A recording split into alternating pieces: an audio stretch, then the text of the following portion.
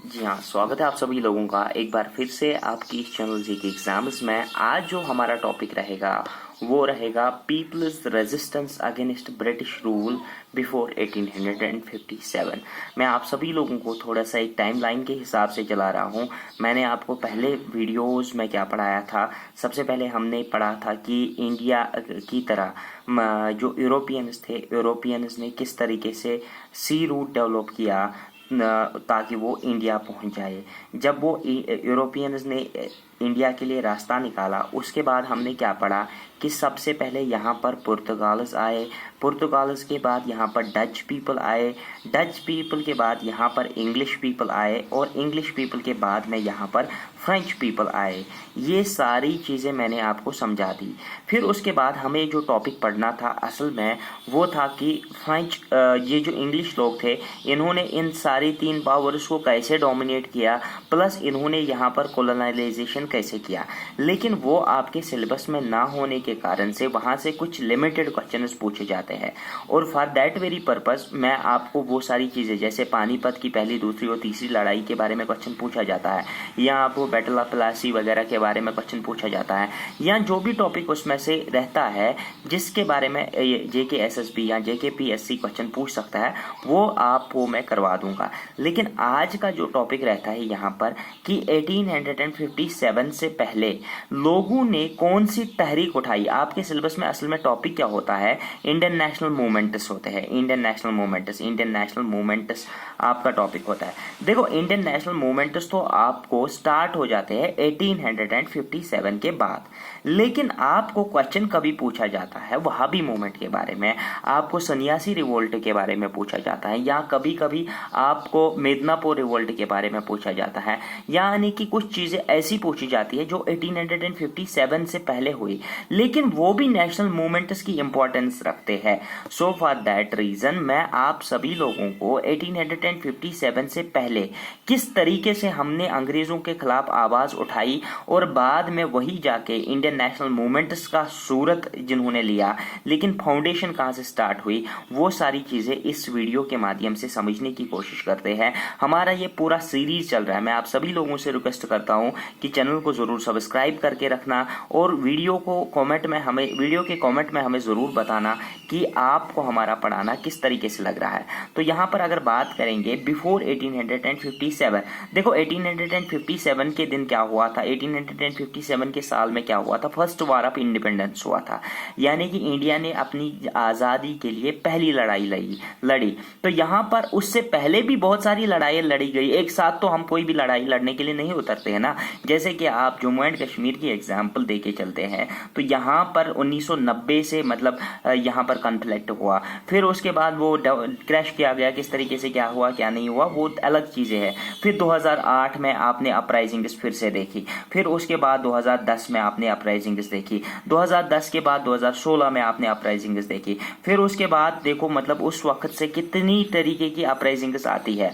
तो जब भी कोई फ्रीडम मूवमेंट या कोई भी चीज़ चल रहा होता है, I mean not to relate this thing with the history of Kashmir, मैं यहाँ पर आपको समझाने के लिए बता रहा हूँ कि किस तरीके से इवेंट्स होते हैं। तो यहाँ पर अगर बात करेंगे पूरी तरीके से 1857 से पहले भी कुछ रिवोल्ट्स हुए हैं, कुछ मूवमेंट्स आए हैं, उन मूवमेंट्स को आपको समझना है जहाँ से क्वेश्चन बन सकते हैं। मैं आप सभी लोगों को बताना चाहता हूँ कि यहाँ पर 1857 से पहले अगर हम मूवमेंट्स को कंसिडर करेंगे तो उनको हम 4 कैटेगरीज में डिवाइड करके पढ़ना पड़ता है। फर्स्ट वन को हम कहते हैं सिविल रेबिलियंस, यानी कि आम लोगों की मतलब लड़ाई। उसके बाद आती है ट्राइबल लोग उसकी लड़ाई, ट्राइबल अपराइजिंग्स। तो ये होते हैं वो लोग जो ट्राइबल एरियाज में रहते हैं, यानी कि जंगलों वगैरह में अपनी जिंदगी को गुजर बसर करते हैं, और वहां पर अगर वो ब्रिटिशर्स के खिलाफ उनका क्या रोल रहा है, उन्होंने किस तरीके से ब्रिटिशर्स के खिलाफ आवाज उठाई, तो उनको हम ट्राइबल अपराइजिंग्स में पढ़ते हैं। और यहाँ पर फिर पीजेंट्स आते हैं, पीजेंट्स की मूवमेंट्स किस तरीके से रही अगेंस्ट द ब्रिटिश रूल वो भी हमें पढ़ना है, और आर्मी रिवोल्ट्स जो हुए अगेंस्ट द ब्रिटिश रूल वो भी हमें पढ़ना है। फिलहाल के लिए हम स्टार्ट कर लेते हैं यहाँ पर सिविल रेबिलियंस। मैं आपको सबसे पहले काजेस बताना चाहता हूँ। यहाँ पर छोटा सा एक मतलब पॉइंट ले लेंगे, 5-6 पॉइंट्स में आपके साथ शेयर करूंगा जिससे आपको पता चलेगा हाँ लोग परेशान हुए थे, क्यों परेशान हुए थे, फर्स्ट ऑफ ऑल जो कॉलोनियल लैंड रेवेन्यू सिस्टम जो था, लैंड रेवेन्यू सिस्टम जो था वो बहुत ही हार्श था टुवर्ड्स द पीपल। कॉमन लोग वो रेवेन्यू सिस्टम बर्दाश्त नहीं कर सकते थे, उन पर बहुत ज़्यादा टैक्सेस लगाए जाते थे, या वो सिस्टम ऐसा बनाया गया था जिससे कॉमन लोग, आम लोग बहुत ज़्यादा परेशान हो चुके थे, वो रिवोल्ट करने पे मजबूर हो गए। दैट इज़ वाई कि ये इसका पहला काज लगाए कंसर्न किया जाता है। दूसरा, इसके अलावा जो यहाँ पर हैंडलूम इंडस्ट्री थी, और जो यहाँ पर हैंडलूम इंडस्ट्री इंडिया की जो इंडिजीनियस, मतलब इंडिजीनियस मीन्स इंडिया की अपनी हैंडलूम, और इसके अलावा इंडिया की जो जितनी भी इंडिजीनियस इंडस्ट्रीज थी उन सभी को ब्रिटिशर्स ने क्रैश कर दिया। क्यों क्रैश कर दिया? फर्स्ट ऑफ ऑल उन पे हैवी टैक्सेस लगा के। सेकेंड थिंग, जब उन पे हैवी टैक्सेस लगा के उधर से ब्रिटिशर्स अपना माल यहाँ पर लाते थे और वो लोगों के बीच में मतलब सस्ते दामों पे बेचते थे, और यहाँ पर अगर देखा जाए ये वाली इंडस्ट्रीज को पूरी तरीके से इन्होंने क्रैश कर दिया। जब इन पे हैवी टैक्स लगेगा तो इनका प्राइस भी ऑब्वियसली हाई होगा। जब इनका प्राइस हाई होगा तो इन शॉर्ट यहाँ पर इनकी डिमांड भी कम हो जाएगी कि एज कंपेयर टू द जो वो वहां से सामान लाते थे और यहाँ पर बेचते थे, इससे भी बहुत ज्यादा प्रॉब्लम होगी।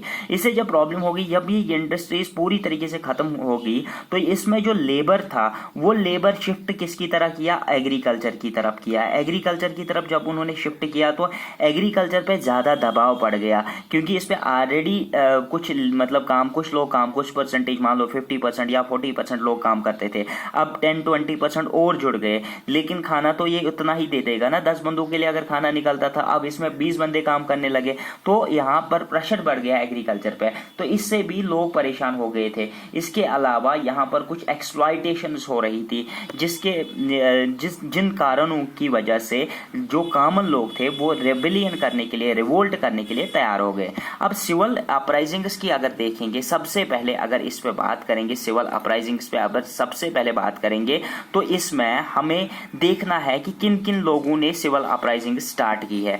फर्स्ट ऑफ ऑल अगर हम यहाँ पर देखेंगे तो मैं आप सभी लोगों को बता दूंगा कि इसमें नेटिव रूलर्स जो थे, जो इंडिया के अपने रूलर्स जो थे, जो कहीं कहीं पर रूल करते थे, यहाँ पर प्रिंसली स्टेट्स थी। देखो यहाँ पर तो हम प्रिंसली नहीं कह सकते हैं, यहाँ पर तो मतलब कहीं कहीं जगह पे अभी भी लोकल रूलर्स रूल कर रहे थे, वहां पर उन्होंने सपोर्ट किया कॉमन लोग उसका, ताकि वो ब्रिटिशर्स के खिलाफ लड़ सके। इसके अलावा जो फार्मर जमींदार होते थे, यानी कि जो इससे पहले जमींदार हुआ करते थे, फिर अब उस टाइम पे जमींदार नहीं रहे, उन्होंने भी कॉमन लोग उसका साथ दे दिया इन ब्रिटिशर्स के खिलाफ लड़ाई लड़ने के लिए। लैंडलॉर्ड जो हुआ करते थे मुगल पीरियड में या उसके बाद में या किसी और रूलर के जमाने में, उन्होंने भी इस सिविल अपराइजिंग में पार्टिसिपेट किया।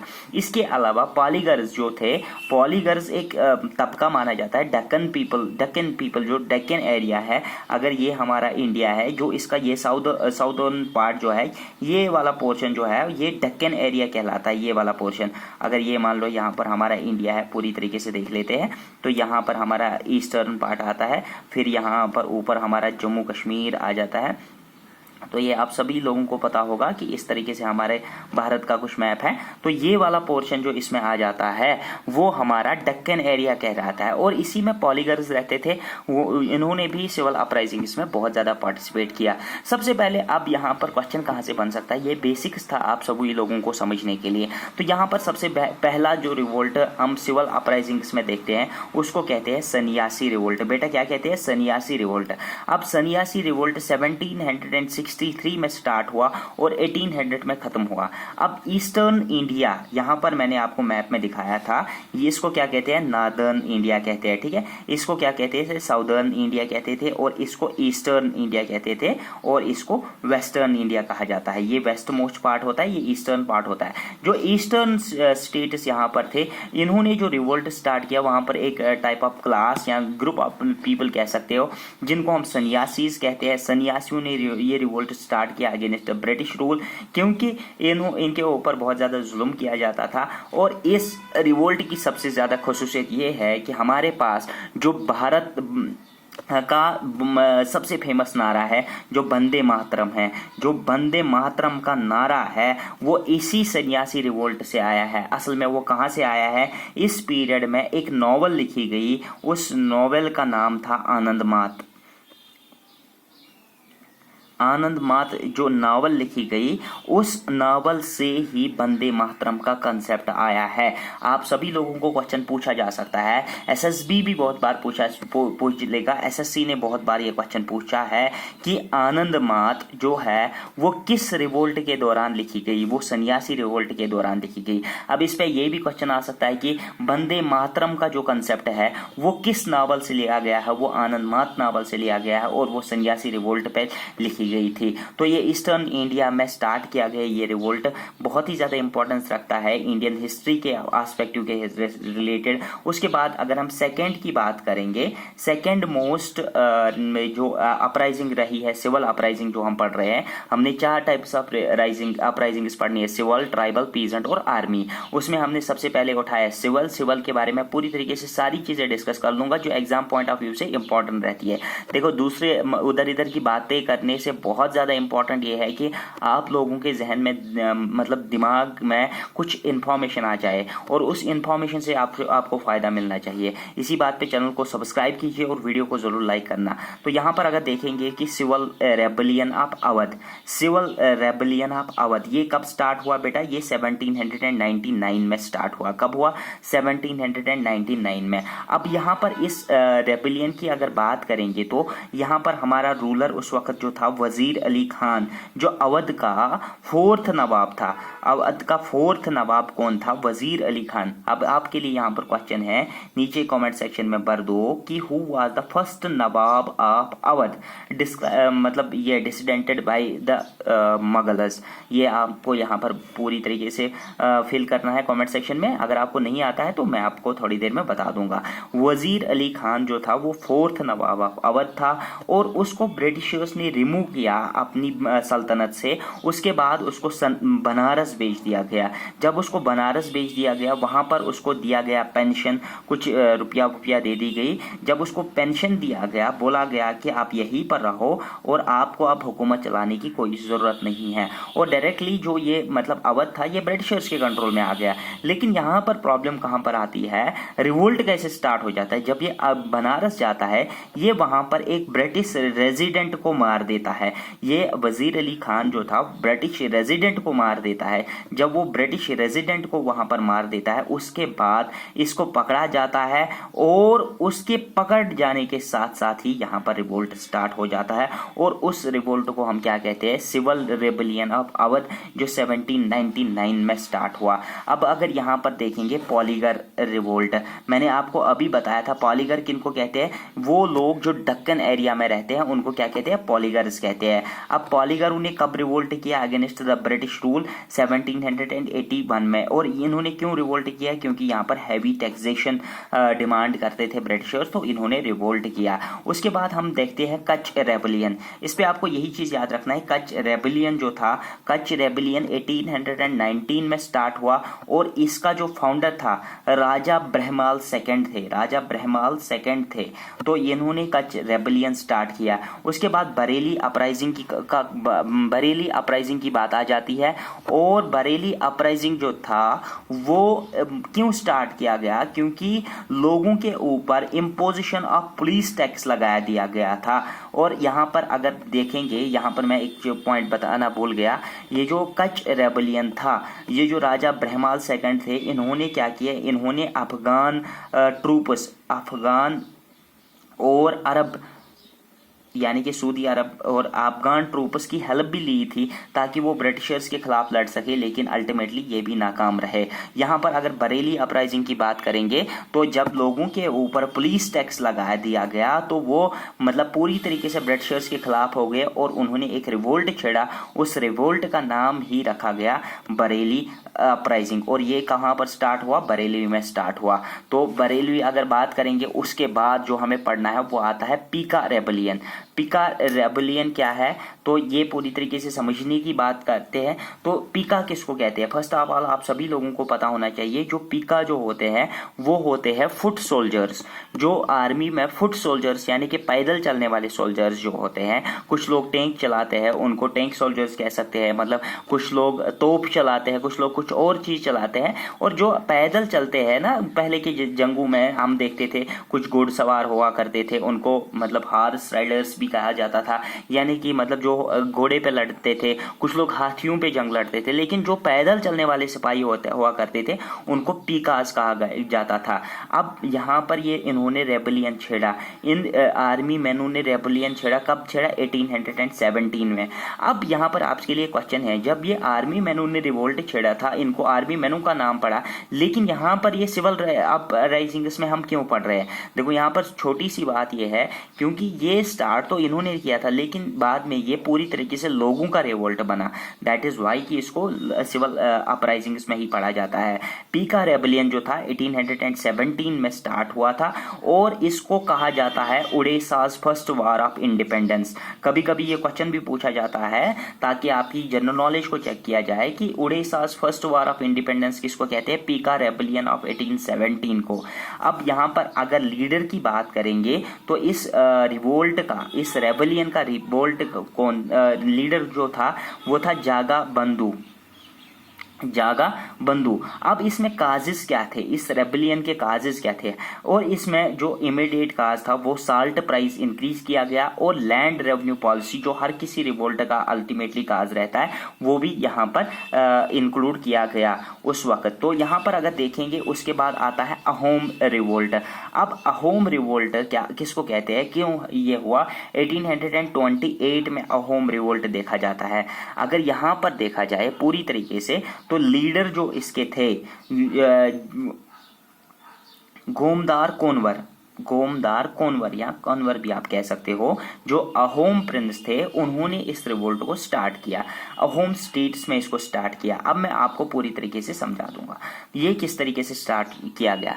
देखो हमारा फर्स्ट बर्मा वार होता है between the British people and the Burmese army. तो ये जब बर्मा वार हो जाता है, ये स्टार्ट होता है 1824 में और 1826 में चलता है। और इस वार के खत्म होने के बाद ये ट्रीटी की गई कि ब्रिटिशर्स अहोम स्टेट, जो आसाम साइड में स्टेट्स आते हैं ना, ईस्टर्न साइड में स्टेट्स आते हैं, उन पे कोई भी राज नहीं करेंगे, उनको अपने कंट्रोल में नहीं लेंगे।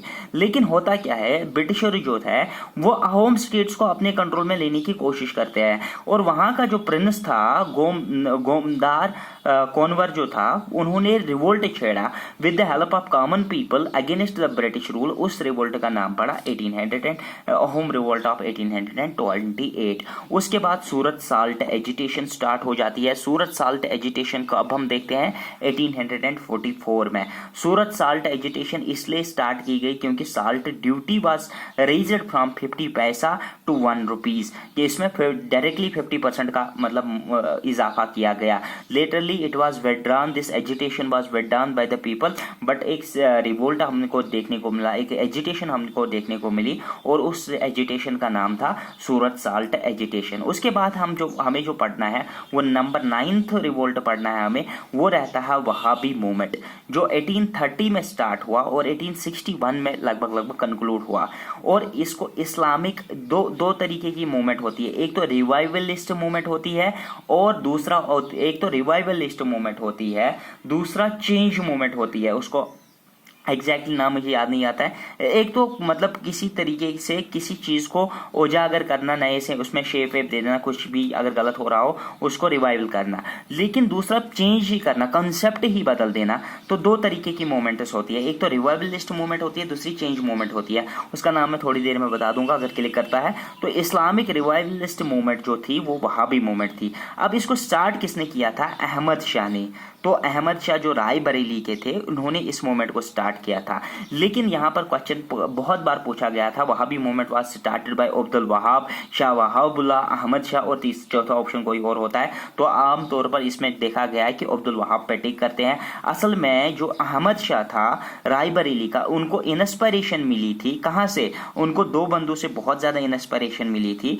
एक तो थे अब्दुल वहाब सऊदी अरबिया से और दूसरा थे शाह वहाबुल्लाह जो कि दिल्ली से। इन्होंने इसको बहुत ज़्यादा इन्होंने बहुत ज़्यादा रिवाइवलिस्ट कुछ चीज़ों के ऊपर इस्लाम में क्रिटिसाइज किया, बोला कि ये चीज़ें नहीं होनी चाहिए इस तरीके से। प्लस इनका जो नेशनल मूवमेंट्स में रोल था, ये ब्रिटिशर्स के खिलाफ इन्होंने पूरी तरीके से लोगों को उजागर किया। और असल में ये वहाबी मूवमेंट का रोल ही ये था कि वो ब्रिटिशर्स के खिलाफ लड़े। तो दैट इज़ वाई कि ये हमें असल में ये अगर इस्लामिक रिलीजियस मूवमेंट है, लेकिन हमें ये अपनी हिस्ट्री में पढ़नी पड़ती है। उसके बाद आती है कोका मूवमेंट। कोका मूवमेंट 1840 में स्टार्ट हुई और इसको स्टार्ट किसने किया था? भगत जानवर माल,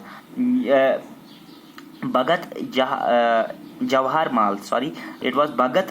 माल ने इसको स्टार्ट किया था। भगत जवाहर माल ने इसको स्टार्ट किया था और स्टार्ट कहाँ पर किया था? वेस्टर्न पंजाब में। आई होप कि यहाँ तक आपको सारी चीज़ें समझ में आ गई होंगी, चाहे वो पूरी तरीके से जो हमने आज का टॉपिक पढ़ा कि सिविल अपराइजिंग्स। नेक्स्ट वीडियो रहेगा ट्राइबल अपराइजिंग्स के बारे में, फिर रहेगा पीजेंट मूवमेंट्स और आर्मी रिवोल्ट्स। फिर हम पहुँच जाएंगे 1857 और वहाँ से आपका सफ़र आसान हो जाएगा। मेरी उम्मीद यही रहती है कि आपको एक भी क्वेश्चन नहीं छूटना चाहिए हमारी छोटी सी गलती की वजह से। तो आप बने रहिए वीडियो में, 10-20 मिनट आप अपने कैरियर के ऊपर दे रहे हो, इससे आपको बहुत ज़्यादा बेनिफिट मिलेगा, किसी भी एग्ज़ाम को क्रैक कर सकते हो। तो बने रहिएगा वीडियो में। तो नेक्स्ट वीडियो ज़रूर देख लेना, उसमें हम ट्राइबल अपराइजिंग्स की बात करेंगे, पीसेंट मूवमेंट्स की बात करेंगे और आर्मी रिवोल्ट्स की बात करेंगे। तो सब्सक्राइब करना ना भूलिए और दोस्तों के साथ इस वीडियो को भी शेयर कर लेना। Thanks for watching this video. Goodbye, see you in the next video. Bye bye.